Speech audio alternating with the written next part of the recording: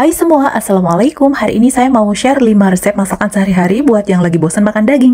Semua resep mudah dipraktekin dan pastinya enak, bikin mood tambah meningkat. Kita cek aja yuk resep-resepnya biar gak penasaran. Pertama, siapkan food processor, masukkan 2 piece ikan dori filet, lalu masukkan 2 siung bawang putih, 1 sendok makan minyak wijen, 3/4 sendok makan kecap ikan, dan 1 sendok makan kecap Inggris.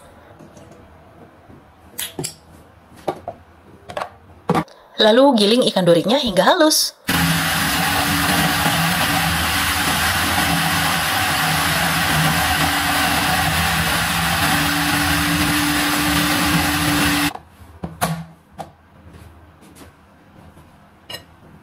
Sekarang panaskan 1 sendok makan minyak canola atau minyak zaitun atau minyak nabati sehat lainnya. Masukkan ikan dori yang tadi udah digiling bersama bumbu. Lalu diorak-arik supaya ikannya gak ngegumpal.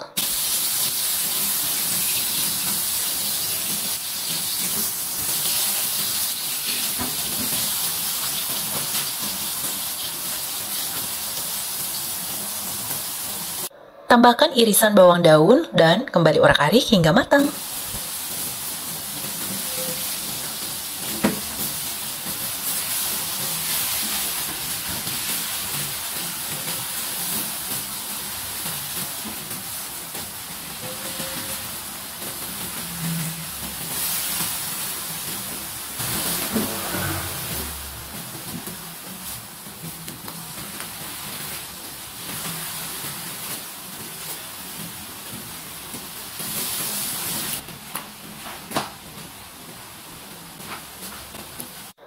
Ini ikannya udah matang ya, tapi sebelum diangkat, tambahkan dulu bubuk cabai kering dengan takaran sesuai selera pedasnya masing-masing.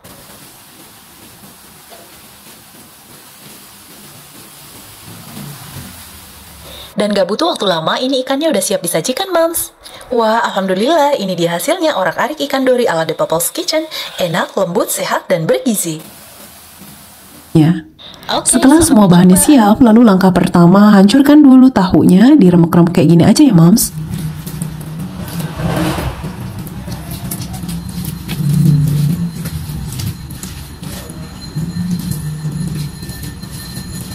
Setelah dihancurkan, lalu pindahkan tahunya ke mangkuk yang besar karena kita akan mencampur tahunya dengan bahan-bahan yang lainnya.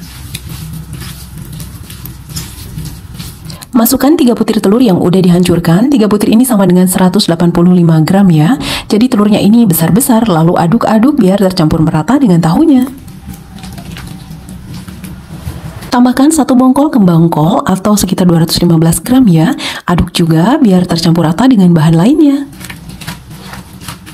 Selanjutnya tambahkan irisan jamur kancing, irisan daun bawang dan seledri, bawang merah putih cincang, cabai keriting cincang, dan bumbu halusnya seperti kaldu ayam dan lada bubuk.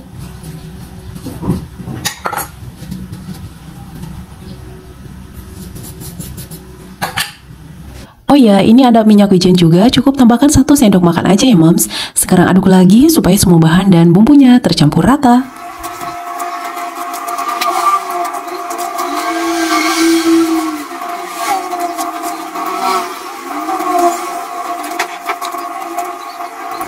Selanjutnya siapkan loyang dan lapisi dengan kain. Ini kainnya yang buat nanak nasi ya, Moms, kain tipis bolong-bolong lubang jarum. Fungsinya untuk menyaring air yang nanti bakal masuk ke dalam masakan supaya nggak berkuah.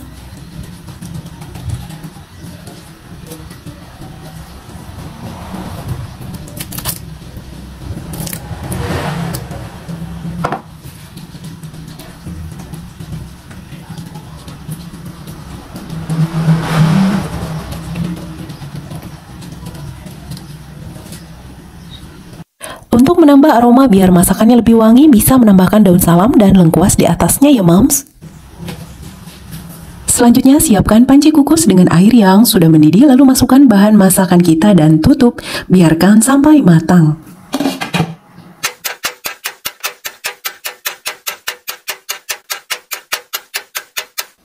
Sekarang cek dulu apakah masakan kita udah matang. Ceknya langsung aja dicobain ya, Moms. Ambil 1 buah kembang kol. Kalau udah empuk itu pertanda semuanya udah matang. Jadi patokannya ada di kembang kol ya. Kalau kembang kolnya belum empuk berarti yang lainnya pun belum matang.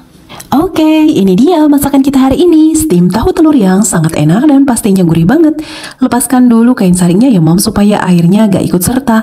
Kalau bikin steam itu biasanya air yang masuk banyak banget, jadi kayak bikin masakan kuah gitu. Tapi kalau masakannya ada campuran telur, air yang masuk gak akan terlalu banyak. Jadi buat kalian yang mau pakai airnya juga boleh ya. Kalau saya tim yang sukanya airnya dibuang. Jadi silakan aja mau pakai airnya ataupun enggak, terserah dengan selera masing-masing. Sekarang kita sajikan ya Moms. Oh ya, sekali lagi saya rekomendasikan masakan ini buat kalian yang mau tetap jaga kesehatan dengan mengurangi asupan perminyakan jahat. Kalau minyak sehat gak apa-apa ya. Di sini juga saya kasih sedikit minyak wijen, tapi itu termasuk minyak nabati sehat ya Moms. Nah ini dia, saya cobain dulu ya. Udah pasti enak sih, meskipun cuma dikasih kaldu ayam doang, tapi rasanya tetap gurih. Langkah pertama, saya siapkan air mendidih, lalu rebus sayurannya. Ini sayur bayam yang pertama kali saya masukkan karena bayam harus benar-benar matang. Kalau kurang matang rasanya bisa pahit ya Moms. Ini saya pakai jenis bayam kakap ya, yang memang cocok banget buat urap. Selanjutnya masukkan wortel dan kacang panjang. Jadi cara merebus sayurannya itu jangan plek-tumplek sekaligus ya Moms. Masuknya harus satu-satu karena setiap sayur punya cara ngolahnya masing-masing, supaya gak alot sebagian atau justru over kematangan. Selanjutnya ini ada sayur kol. Kalau kol, wortel, dan kacang panjang bisa sih dimasukin bareng juga.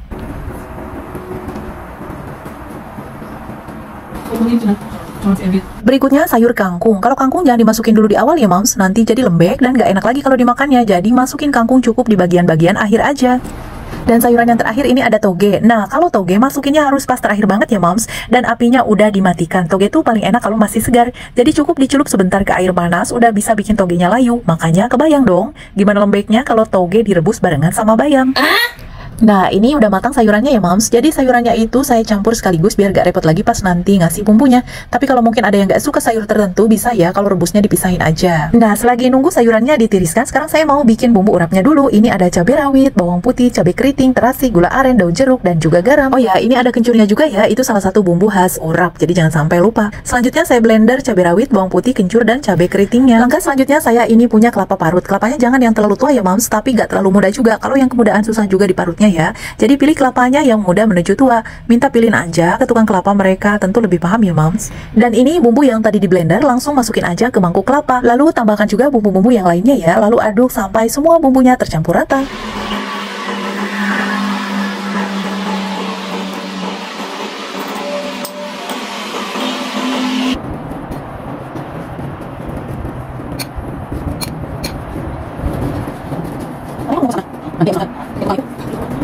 Oke, setelah semua bumbunya tercampur rata, sekarang kasih air perasan jeruk nipis. Bisa juga pakai air rendaman asam jawa ya, tapi saya lebih suka pakai air jeruk nipis, lebih wangi dan lebih segar.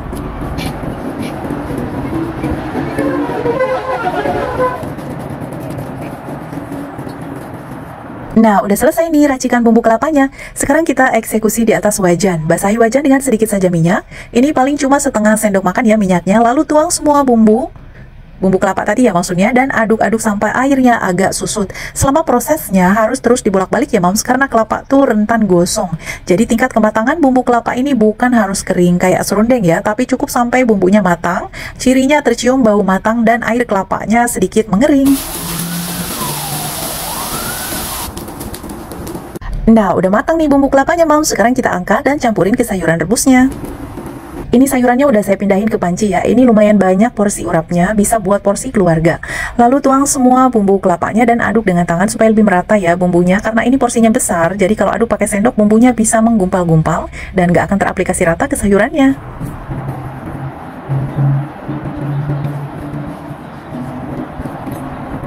Udah selesai, alhamdulillah masakan urap kita sekarang siap dihidangkan. Wow, dari tampilannya aja udah menarik ya Moms. Dan ini selain gurih pastinya juga seger. Bisa dinikmati dengan nasi hangat ataupun digaduin aja.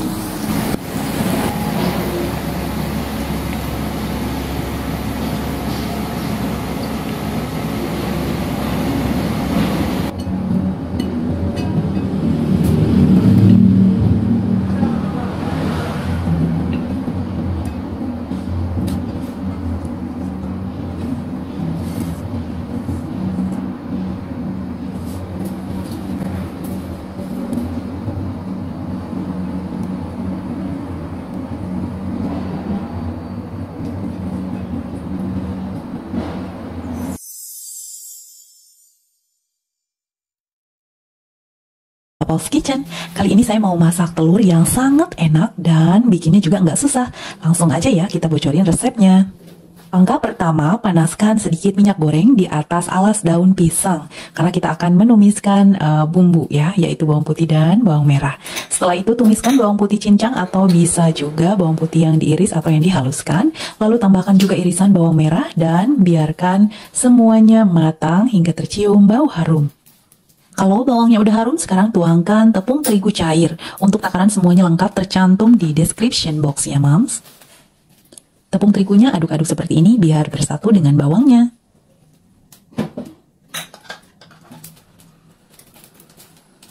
Sekarang masukkan telur, dibasuhkan tanpa dikocok dulu ya, Moms. Ini telurnya 5 butir, tapi baru masuk 3 butir ya, jadi dimasukkannya bertahap. Sekarang masukkan 2 blok terasi udang yang sudah dicairkan. Masukin dulu setengah aja ya. Tahu nggak, Moms? Tanpa terasi ini rasa masakannya akan beda loh. Jadi terasi ini nanti akan mendominasi rasa dan juga baunya pada masakan ini. Makanya kalau mau masak telur dengan cara ini, jangan lupa siapkan dulu terasinya.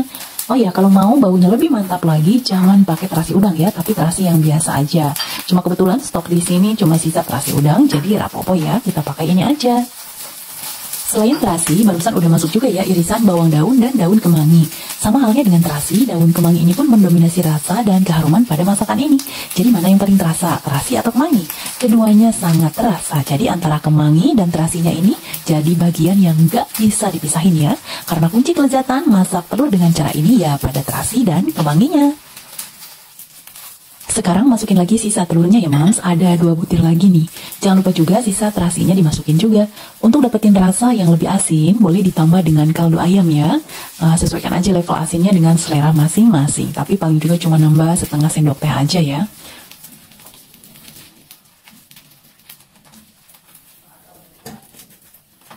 Oke, diaduk terus ya biar semuanya tercampur merata.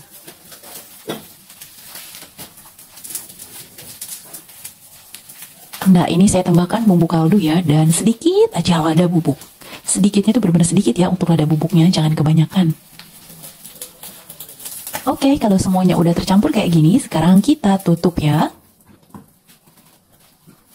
Dan kita lihat hasilnya, pasti lebih kering daripada yang tadi ya. Nah, ini dia. Udah lebih kenyal gitu ya telurnya. Nah, ini udah matang ya telurnya, Moms. Bagi yang suka, silakan tambahkan minyak wijen sesuai selera. Ini saya pakai kurang lebih 1 sendok makan ya. Kalaupun enggak juga nggak apa-apa, ini optional aja.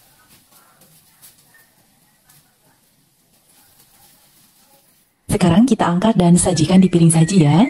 Alas daunnya jangan dibuka ya, Moms, karena ini ciri khas dari masakan ini. Menandakan bahwa telur yang dimasak seperti ini rasanya akan berbau-bau bakaran dan asap. Jadi seperti telur bakar gitu lah ya. Atau bisa juga seperti telur bakar, telur asap, ya pokoknya seputar itulah ya.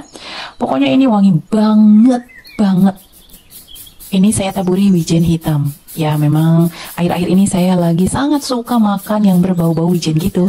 Tapi kalau Moms nggak mau pakai ini juga nggak apa-apa ya, ini optional kok. Nah, ini dia masakan kita. Alhamdulillah ya. Saya nggak tahu nih, Moms, harus kasih nama apa buat masakan ini. Telur bakar kemangi atau telur bakar terasi. Soalnya dua-duanya berasa banget rasanya. Atau kalau ada yang bisa kasih nama, coba dong tulisin idenya buat nama masakan ini di kolom komentar. Saya tunggu ya kreasi namanya. Wih, tahu nggak, Moms? Ini wanginya semriwing banget. Terasi dan kemanginya itu benar-benar mendominasi. Pokoknya kalau udah cium wangi masakan telur bakar ini, pasti kebelet makan deh. Beneran. Oke deh, Moms, sampai jumpa ya di episode berikutnya. Assalamualaikum warahmatullahi wabarakatuh. Di episode berikutnya, ada es jelly cincau kelapa nih. Sekali-sekali bikin minuman sah kan ya? Tunggu tanggal tayangnya. Pantengin terus channel ini.